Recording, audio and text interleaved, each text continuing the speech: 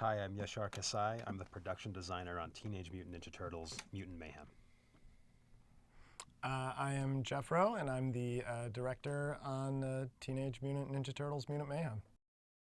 A production designer's job is to take the vision and inspiration material of a director and then turn that into the look of a film, the final look of the frame.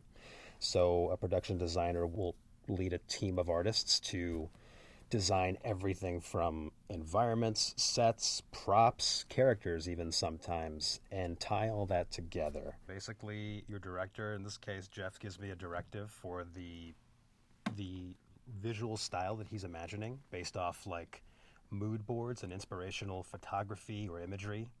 And then it's my job to try and turn that into the look of a film, like its environments, its characters, and everything else. And the difference between that and live action is that you have to build it all from the ground up. Like nothing, you don't get anything for free. You can't just put a camera on something and have it be there. So you build everything from scratch. I think this version of New York is actually pretty well grounded. And I think that was absolutely the right call considering how like unhinged and absurd the other side of this film is. So I think the hardest part about capturing it was really just studying it and looking at real photography. And Jeff had plenty of photography to look at, and we would just like try and find what made that feel so authentic in its lighting.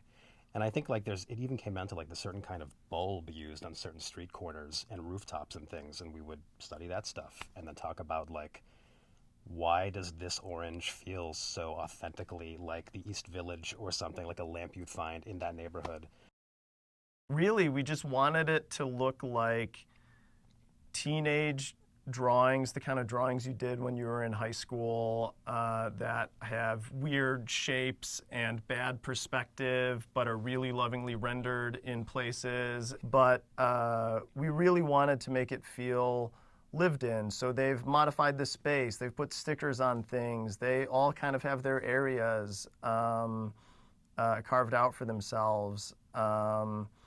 And tried to just make every prop tell a story about who owned it and who selected it and how it got there in the sewer. It's like their room, they just have to share it, and they are constantly like, the choice to put Donnie in a tent was like his hack to give himself privacy away from his brothers, and he wants to insulate and separate from them. So we designed with headphones. He kind of like has given himself the means to live within his own world and tune them out when he wants to. Leo keeps his area very neat and orderly, and he has like an aspirational poster. I think you designed it, his dreams poster above his bed.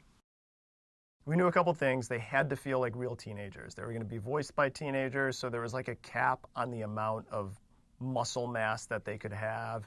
And it also informed a lot about their posture and the way they carried themselves and the way they acted and touched things and interacted with the world. And then also, like, when you're a teenager, you're awkward. You haven't grown into yourself yet. And it's like, we're like, well, we can't really put like acne on a turtle, like, but how can we make them feel imperfect? I think we realized early on that we're like, they should have their own designs. They shouldn't just be like 4 different colored versions of the same character.